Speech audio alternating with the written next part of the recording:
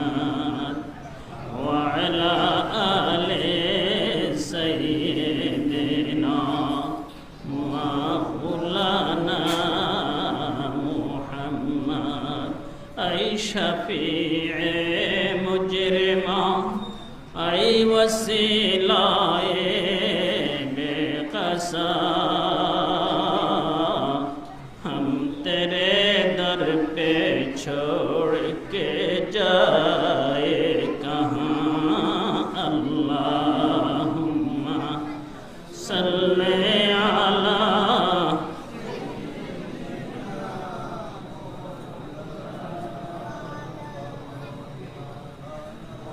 वअला आले सय्यिदिना मौलाना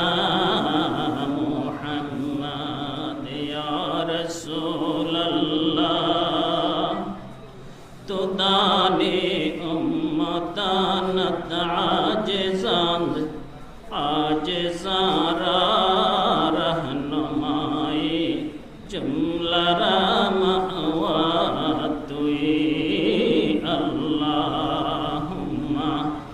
सल्ले अला सय्यिदिना मौलाना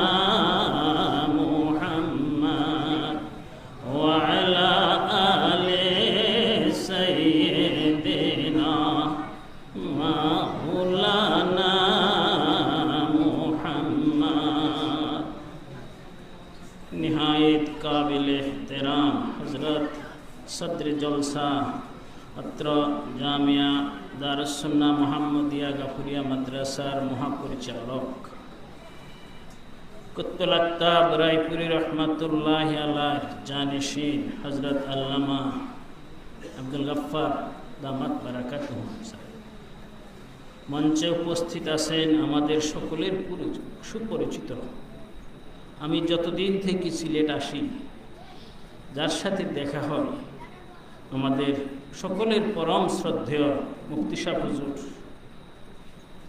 মঞ্চে উপবিষ্ট আছেন অত্র জামিয়ার প্রতিষ্ঠাতার লগ্ন থেকে যিনি মুহতামিমের দায়িত্বে ছিলেন হযরত মাওলানা লুৎফুর রহমান সাহেব দামাত বারাকাতুহু দিগার হযরত উলামায়ে কেরাম পর্দার আড়ালের ওয়াজ শ্রবণরতা মা বোনেরা এবং আমার যুবক ভাইয়েরা আল্লাহ রাব্বুল আলামিনের দরবারে আল্লাহ অসংখ্য শুকরিয়া জ্ঞাপন করছি যে আল্লাহ পাক আমাদেরকে কুতুবুল ইরশাদ হযরত রায়পুরি রহমতুল্লাহ আলাইহি যে মাহফিলটা করতেন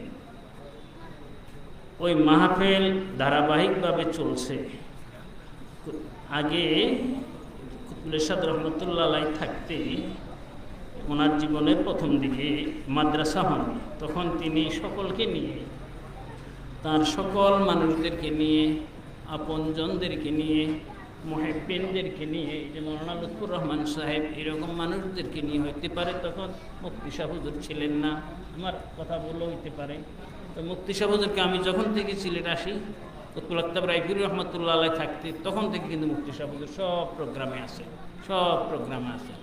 তিনি আমাদের খালেস মানুষ, বলা যায় না, বলা যায় আমাদের অত্যন্ত খালেস, আমাদের মুরব্বী। তো এরকম প্রিয় মানুষদেরকে নিয়ে হুজুরের মাহফিলটা করতেন। এটা সেই মাহফিল আজকে নাকি বলেন? হ্যাঁ, এটা সেই মাহফিল। আমরা যদিও কুতুবুল ইরশাদ রায়পুরি রহমতুল্লাহ আলাইহির মতো ওলি হইতে পারিনি নাকি বলেন, কিন্তু ওনার সাথে আমাদের যে সম্পর্ক এর ভিতরে কোনো খাদ নাই, খাদ আছে, কোনো ভেজাল নাই, কোনো ফাঁক নাই। কুতুবুল আক্তাব রায়পুরি রহমতুল্লাহ আলাইহি, কুতুবুল ইরশাদ রায়পুরি রহমতুল্লাহ আলাইহি, কুতুবুল আক্তাব হযরতে বরিশালী রহমতুল্লাহ আলাইহি, এ সকল মহান ওলিদের সাথে আমাদের যে নিসবত, আমাদের যে সম্পর্ক, ওনাদের প্রতি আমাদের যে বিশ্বাস, আমাদের যে শ্রদ্ধাতে কোনো কি সন্দেহ আছে? ওনাদের প্রতি আমাদের যে ইতিকাদ, কোনো সন্দেহ নাই, কোনো সন্দেহ নাই। ওনাদের সাথে সম্পর্ক আমাদের দিন দিন আরো গভীর থেকে গভীরতর হবে, আরো গভীর করতে হবে। গভীর করা যায় কিনা? যায়, কোনো সন্দেহ নাই। হ্যাঁ, একটা আছে, হইতে পারে ওনারা অনেক বড় বুঝছেন, আমরা বড় হইতে পারিনি নাকি বলেন, সেটা আল্লাহ তাআলার ইচ্ছা নাকি বলেন। সকলে তো আর এক সমান হয় না, কিন্তু আমি বলছি সম্পর্কটার ভিতরে কোনো খাদ নেই। কিন্তু ওনারা এত বড় ছিলেন, আমরা কেন এত ছোট থাকব? কি এর কারণ? এগুলো আমাদেরকে খুঁজে বের করতে হবে। এর কারণ তো বেশি বেশি গভীরে না গেলেও বোঝা যায়। আওয়াদ্দাত বিনা গাফলাতুনা, আমাদের অলসতা আমাদেরকে শেষ করে দিল। অলসতা আছে আমাদের ভিতরে, নাকি বলে? আমাদের ভিতরে অলসতা আছে। অলসতা মানব জাতির শত্রু, দুশ্মন। অলসতা ছেড়ে দিতে হবে। আমাদেরকে মনে রাখতে হবে আমরা যে বুজুর্গদের নামান ধরেছি, নাকি বলেন? হ্যাঁ, বা আমাদের বর্তমান হুজুর, নাকি বলেন? জানিসেন হুজুর, জানিসেন হুজুর কিভাবে কাজের আঞ্জাম দিতেছেন আপনারা দেখতেছেন, নাকি বলেন? কুতুবুল আকতাব রায়পুরি রহমাতুল্লাহ আলাইহির ইন্তেকালের পর জায়নামাজ, ওই যে জানাজার নামাজে ইমামতি তিনি পরিচালনা করেছেন, তখন তো সকলে বুঝতে পারছি জানিসেনকে দিয়ে আমাদের এর নিশ্চয়ই দায়িত্ব পালন চলবে। অবশ্য আমাদের মনের ভিতরে একটু ছিল, কুতুবুল আকতাব রায়পুরি রহমাতুল্লাহ আলাইহি বর্তমান জানিসেন হুজুর যখন দাওরা হাদিস ফারেক হলেন, একটা বছরও যায়নি, এর ভিতরে আল্লাহ রাব্বুল আলামিন কুতুবুল আকতাব রায়পুরি রহমাতুল্লাহ আলাইহিকে নিয়ে গেলেন। একটু আফসোস ছিল। তারপরে এটা তো আল্লাহ পাকেরই ইচ্ছা, নাকি বলেন? আমি যে শেরটা বললাম প্রথম, তাআলাল্লাহ জেহে কাইয়ুম ওয়াদানা, তাআলাল্লাহ মানে মহান আল্লাহ, জেহি কাইয়ুম তিনি চিরস্থায়ী, অদানা এবং তিনি সব কিছু জানেন। আল্লাহ রাব্বুল আলামিন চিরস্থায়ী এবং তিনি সব কিছু জানেন। তাওয়ানাই তিনি যোগ্যতা দান করেন, দেহাদাহার না তাওয়ানা অযোগ্যদেরকেও তিনি যোগ্য করতে পারেন। তো আল্লাহ রাব্বুল আলামিনের ইচ্ছা, আল্লাহ রাব্বুল আলামিন কুতুবুল আকতাব রায়পুরি রহমাতুল্লাহ আলাইহি কত বড় মহান বুজুর্গ হাস্তি ছিলেন, নাকি বলেন? হুজুরকে যখন নিয়ে গেলেন, হুজুরের জীবদ্দশায় থেকে আমাদের অনেকের আফসোস ছিল, অনেকে দুই একজনের না, অনেকে। এমনকি হুজুরের জীবদ্দশায় তো কাসিদা বলা হয়তো, আল্লাহ তোমার কাছে চাই রায়পুরি সাহেব হুজুরের হায়াত দাও বাড়াই। ওই কাসিদা বলেন না আমাদের লোকজনেরা, নাকি বলেন? হ্যাঁ, হুজুরের জীবদ্দশা থেকে হুজুরের জন্য দোয়া করা হতো। কারণ কি? হুজুর এত মহান ছিলেন, মোকাররামুল আখলাকের অধিকারী ছিলেন। সকলে চাইতেন আমাদের এই মহান বুজুর্গ কুতুবুল আকতাব রায়পুরি রহমাতুল্লাহ আলাইহি দীর্ঘদিন জীবিত থাকুক, এটা মন থেকে চাইতেন। যাই হোক, আল্লাহ পাক যখন এই মহান ওলিকে নিয়ে গেলেন, তারপরে কিভাবে আমাদের এই মিশন চলবে? কুতুবুল আকতাব রায়পুরি রহমাতুল্লাহ আলাইহি রেখে যাওয়া বাগান, মুফতি সাহেব হুজুর বলেন বাগান, মৌলানা ফরিদ আহমদ সাহেব বলেন বাগান, ঠিক আছে বাগান। কুতুবুল আকতাব রায়পুরি রহমাতুল্লাহ আলাইহি, কুতুবুল ইরশাদ রায়পুরি রহমাতুল্লাহ আলাইহি রেখে যাওয়া এই বাগান কিভাবে চলবে? আমাদের পেরেশানি ছিল। তারপরে বর্তমান জানিসেন হুজুর অত্যন্ত চমৎকারভাবে আমাদের এই বাগান চালাইতেছেন কিনা? অত্যন্ত চমৎকারভাবে চালাইতেছেন। কিন্তু অসুবিধা হইতেছে এক জায়গায়, সেটা হচ্ছে আমরা যারা আছি, আমরা দাওয়াতের কাজ করি না, আমরা নিজেরা পেয়েই বসে রয়েছি, আমরা সঠিক মেহনত কম করি। আমার একটা ধারণা আর কি, আমরা মেহনত কম করি, জন্য মেহনত কম করা যাবে না, নাকি বলেন? আমাদেরকে যখন আমরা ইসমে জাতের জিকির করি, জিকির করুন, চোখ বন্ধ করি, আল্লাহ আল্লাহ, সাজলিয়া তরিকার ইসমে জাত দুই যাবে সামনের দিকে ডলে ডলে, আল্লাহ আল্লাহ আল্লাহ আল্লাহ আল্লাহ আল্লাহ আল্লাহ আল্লাহ আল্লাহ আল্লাহ আল্লাহ আল্লাহ আল্লাহ আল্লাহ আল্লাহু আকবার, আল্লাহ জাল্লা জালালুহু ওয়া আম্মা নওয়ালু। এই আমরা তো জিকির করি না? মনে আছে শাইখুল ইসলাম হযরত মাওলানা লুৎফুর রহমান রহমাতুল্লাহি আলাইহি, আমাদের ঢাকার হুজুর, বরিশালী হুজুরের অন্যতম খলিফা। তিনি বরিশালী হুজুরের সাথে আসাম সফরে ছিলেন, আরও সঙ্গীরা ছিলেন। যখন বরিশালী হুজুর সহ আসামের পাহাড় দিয়ে যাচ্ছিলেন, এমন সময় দেখা গেল বাঘের পাল আসতেছে। ঢাকার হুজুর বললেন, হুজুর বাঘ আসতেছে, বাঘের পাল, অনেক বাঘ হলে বাঘের পাল বলে আর কি, বা বাঘের বাতান, অনেক বাঘ আসতেছে, এখন কি উপায় হবে? হুজুর বরিশালে হুজুর বললেন, চক্ষু বন্ধ করো আর ইসমে জাতের জিকির করো। ইসমে জাত আল্লাহ পাকের জাতি নাম আল্লাহ, আল্লাহ জিকির করো। এই জিকির করলেন চোখ বন্ধ করে। কিছুক্ষণ পরে বরিশালী হুজুর বললেন, মনা চোখ খোলো। ঢাকার হুজুরকে বরিশালী হুজুর মায়া করে ডাকতেন মনা। ওনার আসল নাম ছিল মৌলানা লুৎফুর রহমান শাইখুল ইসলাম। বললাম কেন শাইখুল ইসলাম বললাম? তিনি কোরআন এবং হাদিসের উপর যখন বয়ান করতেন, হাদিসের সনদ সহকারে বলতেন। 3 ঘন্টা বয়ান করতেন কমপক্ষে, সনদ সহকারে। দারুল উলুম দেওয়ান মাদ্রাসায়ও তিনি ইলমে তরিকাত তারা স্বীকার করতো না, বহস করছে। 4 দিন বহস করে পরে স্বীকার করেছে। বুঝতে পারছেন? তারা এত বড় আলিম ছিলেন। তো বরিশালী হুজুর ওনাকে মায়া করে ডাকতেন মনা। বলতে, মনা চোখ খোলো।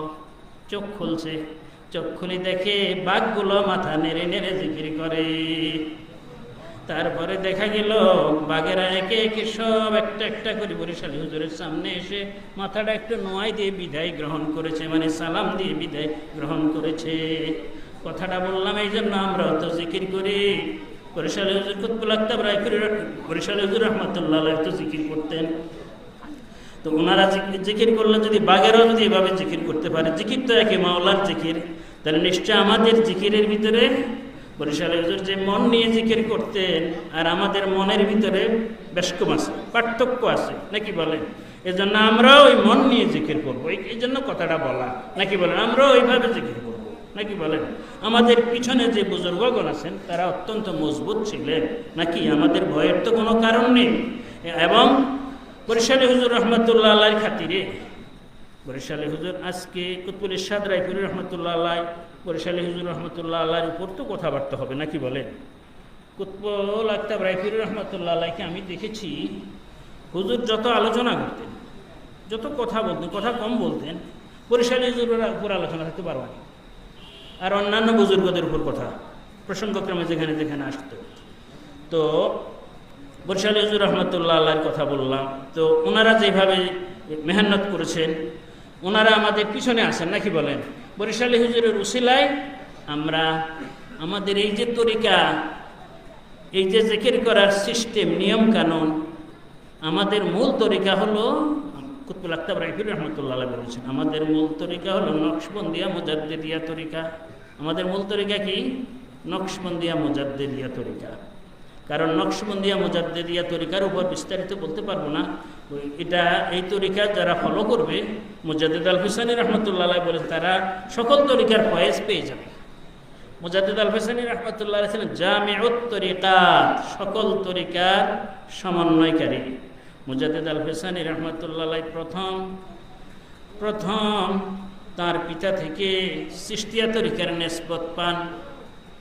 তারপরে হযরত বাকিবিল্লাহ রহমতুল্লাহ আলাইহি থেকে তিনি নকশবন্দিয়া তরিকার নিসবত পান।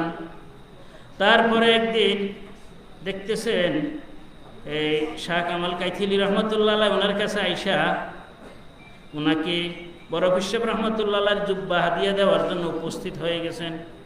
বলছে, হুজুর আপনার জন্য এই জুব্বা আনছি। তো বলছে রাখেন। উনি মোরাকাবা করলেন, মোরাকাবায় বসে গেলেন। মোরাকাবায় বসে দেখতেছেন যে সকল বুজুর্গরা ওনাকে নিসবত দিতে চায়, ওনাকে এজাজত দিতে চায়। তো এখন উনি কাঠটা নেবেন। তিনি তো নকশবন্দিয়া মুজাদ্দিদিয়া তরিকার উপরে, এবং ওই জুব্বাটা ছিল বড় বিশ্বব রহমতুল্লাহ আলাইহির জুব্বা। এখন বড় বিশ্বব রহমতুল্লাহ আলাইহি ওনাকে দিতে চান। নকশবন্দিয়া মুজাদ্দিদিয়া রহমতুল্লাহ বাহাউদ্দিন বুখারী রহমতুল্লাহ আলাইহি আগেই দিয়েছেন, এবং এই তরিকায় উনি তাকমিল মানে বড় হয়ে গেছেন, পূর্ণ হয়ে গেছেন। চিশতি রহমতুল্লাহ আলাইহি নিসবত উনি আগেই পেয়েছেন। এখন সকলে ওনাকে দিতে চান, উনি কাঠটা নেবেন। পরে শেষ দেখা গেল রুহানিভাবে এগুলা, তিনি মোরাকাবায় দেখতেছেন রাসূল সাল্লাল্লাহু আলাইহি ওয়াসাল্লাম তাশরীফ আনলেন। পরে নবীজি বললেন, তিনি তো নকশবন্দিয়া মুজাদ্দিদিয়া তরিকা অনুযায়ী তাকমিল হয়ে গেছে, ওইটাই থাকবে। তবে তোমরা যেহেতু সবাই দিতে চাও, তাহলে এটা বরকতের জন্য, তো এক কাজ করো, বড় বিশ্ববের জুব্বায় সবাই তাওয়াজ্জু দাও। বড় বিশ্বব রহমতুল্লাহ আলাইহির জুব্বায় সকলে তাওয়াজ্জু দিলেন। তাওয়াজ্জু মানে আল্লাহ তাআলা, আল্লাহর ওলিদের অন্তঃকরণে আল্লাহ পাকের যে ভয় থাকে, এই ভয় মুরিদের অন্তরে সৃষ্টি করা, এটাকে বলা হয় তাওয়াজ্জু।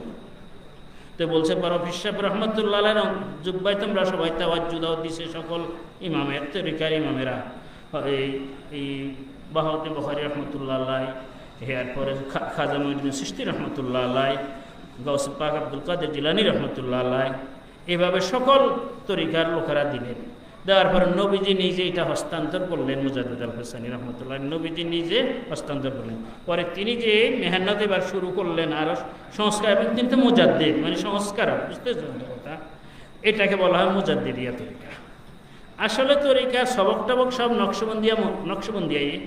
মুজাদ্দিদ আল হোসাইনী নকশবন্দি রহমতুল্লাহ আলাইহি খলিফাদের ধারাবাহিকতা যাইতে যাইতে মুজাদ্দিদের কাছে যেগুলো আসছে, মুজাদ্দিদ হোসেন রহমতুল্লাহ যে ধারা, এটা মুজাদ্দিদিয়া, আর অন্যগুলো তার মুজাদ্দিদিয়া হবে না। তো মুজাদ্দিদিয়া মুজাদ্দিদ হোসেন রহমতুল্লাহ আলাইহির কাছে নকশবন্দিয়াও মুজাদ্দিদিয়াও, বুঝতে পারছেন কথাটা? তরিকা মূলত একটাই, বুঝতে পারছেন? আমরা সেই তরিকার অনুসারী। আমাদের কুতুবুল আকতাব রায়পুর রহমতুল্লাহ হুজুর পুরস্কার এর আগে দিই, আমি মাঝে মধ্যে চিন্তা করতাম যে আমরা কি করব। বরিশাল হুজুর রহমতুল্লাহ তো সাজলিয়া তরিকাও মেহনত করতেন, নকশবন্দিয়া মুজাদ্দিদিয়া তরিকারও মেহনত করতেন। আপনাদের কি অসুবিধা হয়? আচ্ছা, নকশবন্দিয়া মুজাদ্দিদিয়া তরিকার মেহনতও করতেন, চিশতিয়া তরিকার মেহনতও করতেন। এখন আসলে এক তরিকা পারি না, নানান তরিকা, কি বলেন? হ্যাঁ, যখন কুতুবুল আকতাব রায়পুর রহমতুল্লাহ আলাইহির কাছে আসলাম, হুজুরের সোহবতে ছিলাম তো দীর্ঘদিন, হুজুর বলেই ফেললেন বিনা প্রশ্নে বিনা কথায় যে নকশবন্দিয়া মুজাদ্দিদিয়া তরিকা আমাদের মূল তরিকা। আর সময়তে সময়তে বরকতের জন্য যখন আমরা সময় পাই, সাজলিয়া তরিকার জিকির করি, কাদরিয়া তরিকার জিকির করি, চিশতিয়া তরিকার জিকির করি। হুজুর এইভাবে সমাধান দিলেন। হুজুর যখন সাজলিয়া তরিকার জিকির করতেন কুতুবুল আকতাব রায়পুর রহমতুল্লাহ আলাইহি, কত সুন্দর, কত চমৎকার লাগতো বলেন। হ্যাঁ, মনে হয়তো যেন তিনি সাজলিয়া তরিকার ইমাম আর কি। হুজুর যখন চিশতিয়া তরিকার তালিম দিতেন, কুতুবুল আকতাব রায়পুর রহমতুল্লাহ আলাইহির কথা বলছি, হুজুর যখন চিশতিয়া তরিকার তালিম দিতেন মনে হয়তো তিনি চিশতিয়া তরিকার ইমাম আর কি, এই তরিকার উপরে তিনি মাস্টার নাকি বলেন। হ্যাঁ, তো যাই হোক, এখন হুজুর বলছেন নকশবন্দিয়া মুজাদ্দিদিয়া তরিকা আমাদের মূল তরিকা। ভাইরা সব দরুদ শরীফ পড়ি। আল্লাহুম্মা সাল্লি আলা সাইয়্যিদিনা মাওলানা মুহাম্মদ ওয়া আলা আলি সাইয়্যিদিনা মাওলানা মুহাম্মদ। হাজিরিন কিরাম, আল্লাহ রাব্বুল আলামিন বলেছেন, ওয়াল্লাযীনা জাহাদু ফীনা লানাহদিয়ান্নাহুম সুবুলানা ওয়া ইন্নাল্লাহা লামাআল মুহসিনিন। যারা আল্লাহর রাস্তায় মুজাহাদা করবে, মেহনত করবে, আল্লাহ পাক বলেন লানাহদিয়ান্নাহুম, লাম দিয়া তাকিদ দিয়েছে, নুন দিয়ে তাকিদ দিয়েছে, এত তাকিদ না আনলেও চলতো। আমি অবশ্যই রাস্তা পরিষ্কার করে দিব, আমার রাস্তা তাদের জন্য পরিষ্কার করে দিব। যারা আল্লাহ তাআলার রাস্তায় যারা মেহনত করবেন, আল্লাহ রাব্বুল আলামিন বলছেন আমি তাদের জন্য রাস্তা পরিষ্কার করে দেব। শুধু তাই না, ওয়া ইন্নাল্লাহা লামাআল মুহসিনিন, আল্লাহ রাব্বুল আলামিন যারা সৎকর্ম পরায়ণ, যারা ভালো কাজ করে, সৎ কাজ করে, আল্লাহর রাস্তায় মেহনত করা ভালো কাজ না, আল্লাহ পাক তাদের সাথে আছে। তো কুতুবুল আকতাব রায়পুর রহমতুল্লাহ আলাইহি যে বাগান রেখে গেলেন, এই মেহনত যদি আমরা করি, কি বলেন, আল্লাহ পাক আমাদের জন্য রাস্তা পরিষ্কার করে দেবেন না? এবং এর মাধ্যমে আমরা আল্লাহ রাব্বুল আলামিনকে পেয়ে যাব। আমাদের মুহাদ্দিস সাহেব হুজুর বলেছেন, অলি মেলা তো আলী মেলা, আলী মেলা তো রাসূল মেলা, রাসূল মেলা তো মাওলা মেলা, মিলতে মিলতে সব মেলা, কুছ বাকি নেহি রাহা। যদি তুমি অলিকে পাও তাহলে আলীকে পাবে, আলী রাদিয়াল্লাহু আনহু। আলী রাদিয়াল্লাহু আনহুকে যদি পাও তাহলে তুমি রাসূল সাল্লাল্লাহু আলাইহি ওয়াসাল্লামকে পেয়ে যাবে। যদি তুমি রাসূল সাল্লাল্লাহু আলাইহি ওয়াসাল্লামকে পেয়ে যাও, মাওলাকে পেয়ে যাবে। যদি তুমি মাওলাকে পেয়ে যাও তাহলে তোমার কিছুই বাকি থাকবে না, সবই পাওয়া হয়ে যাবে। এই জন্য ভাইয়েরা, কুতুবুল আকতাব রায়পুর রহমতুল্লাহ আলাইহি কুতুবুল ইরশাদ রায়পুরি রহমতুল্লাহ আলাই, কুতুবুল আক্তাব হযরত বরিশালী রহমতুল্লাহ আলাই, মহান বুজুর্গরা আমাদের ওনাদেরকে আল্লাহ রাব্বুল আলামিন যে নিয়ামত দান করেছেন, যে নিয়ামত দান করেছেন নাকি বলেন, ওনারা যে সফলতা পেয়েছেন, তো এটা কি ওনারা লইয়া কবরে গেছেন নাকি রেখে গেছেন? এগুলা সিনাই রেখা গেছে। বর্তমান জানিসিন হুজুরের সিনাই রেখা গেছেন, আরো বুজুর্গদের সিনাই রেখে গেছেন। তো এখন আমাদের দরকার মেহনত করা। আমি যে কোরআন শরীফের আয়াতটা বললাম যে যারা আল্লাহর রাস্তায় মেহনত করবে, চেষ্টা করবে, আল্লাহ পাক রাস্তা পরিষ্কার করে দিবেন। এটা আপনার শুধু ওই তরিকতের মেহনত না, যে কোনো মেহনত। আপনি আল্লাহকে পাওয়ার জন্য যদি মেহনত করেন, একটা কাজ করেন, আপনার নিয়ত ভালো থাকে, বুঝতে পারছেন কথাটা, আপনি আল্লাহ পাক পরিষ্কার করে দিবেন। বুঝতে পারছেন কথাটা? ইন্নামাল আমালু বিন্নিয়াত, তুসাবুল আমালু বিন্নিয়াত, তুহলাকুল আমালু বিন্নিয়াত, তুসিহুল আমালু বিন্নিয়াত। মানুষের কাজ শুদ্ধ হয় নিয়তের কারণে, মানুষের কাজ বরবাদ হয়ে যায় নিয়তের কারণে, মানুষের কাজের সওয়াব পায় নিয়তের কারণে। নিয়তের উপর নির্ভর করে, নিয়ত অনুযায়ী বরকত। বুঝতে পারছেন কথাটা?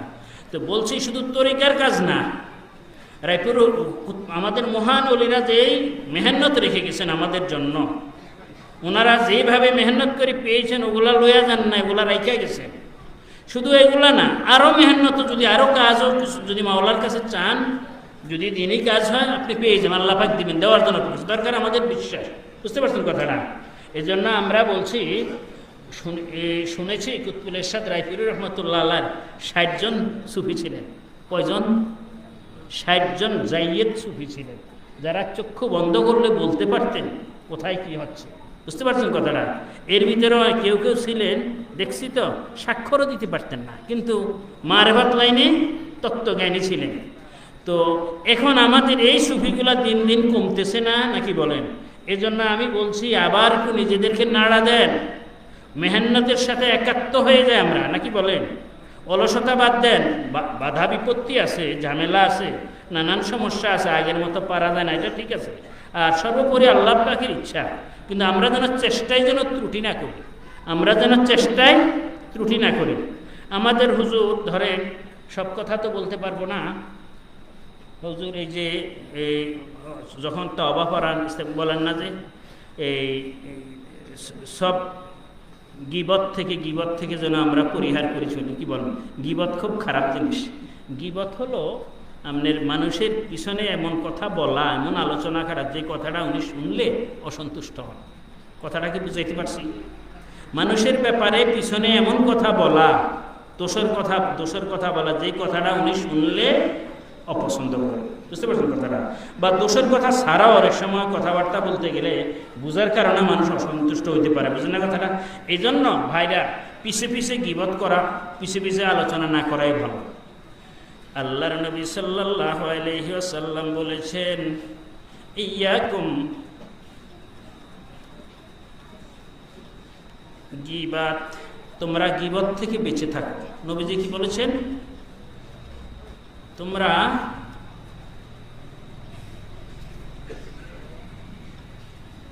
গীবত থেকে বেঁচে থাকো। ফাইন্না ফিহা সালাসু আফা, এই গীবতের মধ্যে 3টা বিপদ আছে।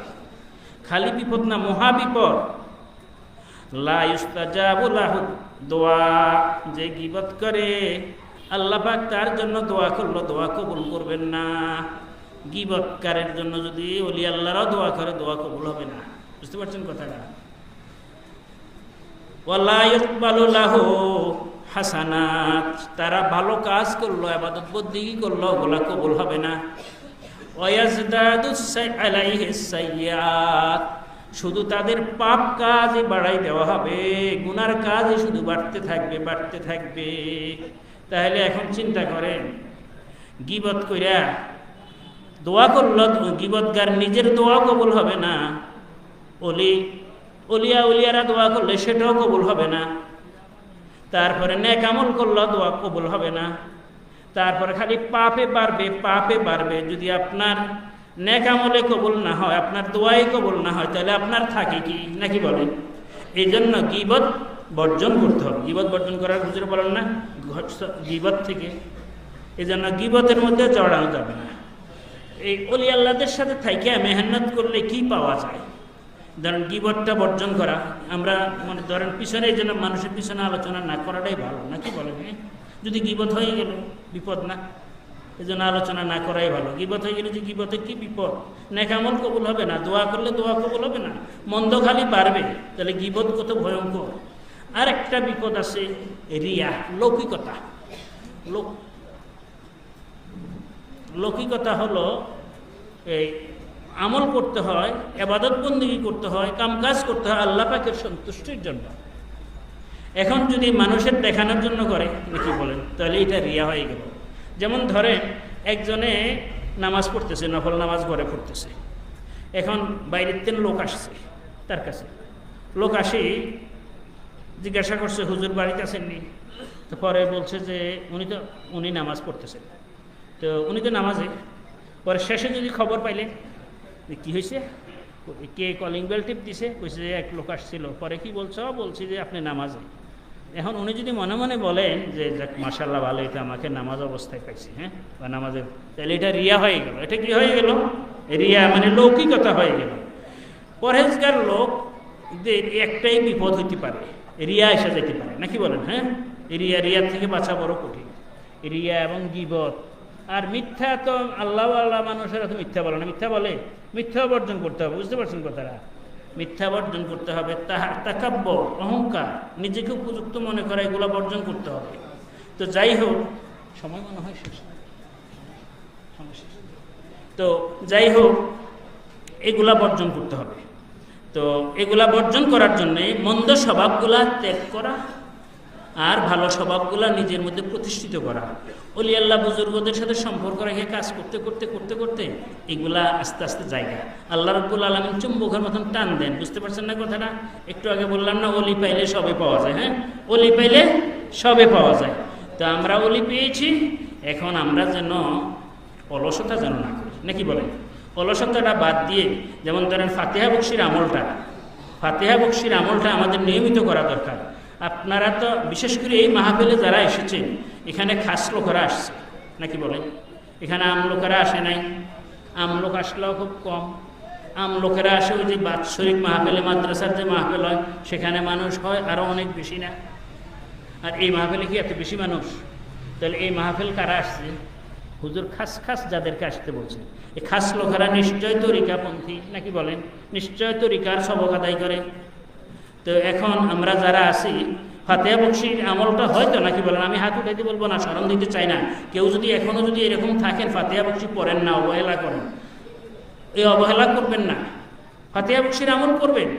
আপনার যদি সময় না থাকে, হাইটে হলেও করেন, নাকি বলেন? কুতুবুল ইরশাদ রায়পুরি রহমাতুল্লাহ আলাইহি বলতেন, যারা ফাতিহা বকশির আমল করে না তারা আমার মুরিদ না।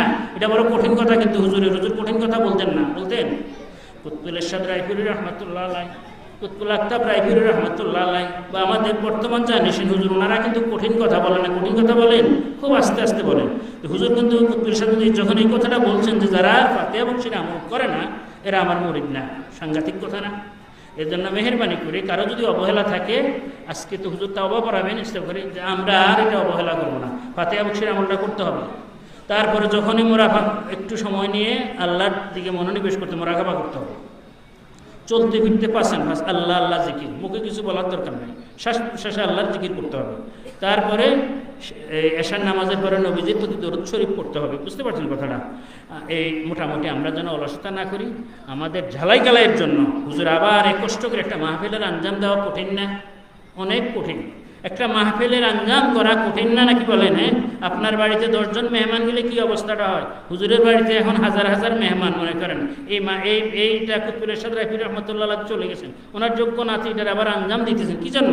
উদ্দেশ্য হচ্ছে আমাদের তরিকতপন্থী ভাইদেরকে একটু জ্বালাই গালাই করা, আমাদের ভাইরা যেন মানসম্পন্ন হয়, সত্যিকার মুসলমান যেন হয়। আল্লামা ইকবাল বলেছেন, মা সে আল্লাহ কে লিয়ে আগ হ্যায় তকবীর তেরি, তো মুসলমান হো তো তকবীর হ্যায় তদবীর তেরি। ইকবাল বলেছেন, গায়রুল্লাহর জন্য, গায়রুল্লাহ মানে আল্লাহ ভিন্ন অন্যদের জন্য তোমাদের স্লোগান, তোমাদের উঠা বসা, তোমাদের কথাবার্তা যেন অগ্নিস্ফুলিঙ্গের মতো যেন হয়। যদি তোমরা সত্যিকার মুসলমান হয়ে থাকো তাহলে মনে রেখো তোমাদের তাকদীর, যেটা তাকদীর আল্লাহ পাক আগে নির্ধারণ করে রেখেছেন, তোমাদের তদবির অনুযায়ী তোমাদের তাকদীর হবে। তোমরা কি তদবির করবে এটা আল্লাহ রাব্বুল আলামিন জানেন। বুঝতে পারছেন কথাটা? তো আল্লাহ পাক সবাইকে বুঝে আমল করার তৌফিক দান করুন। সকলে বলি আমিন।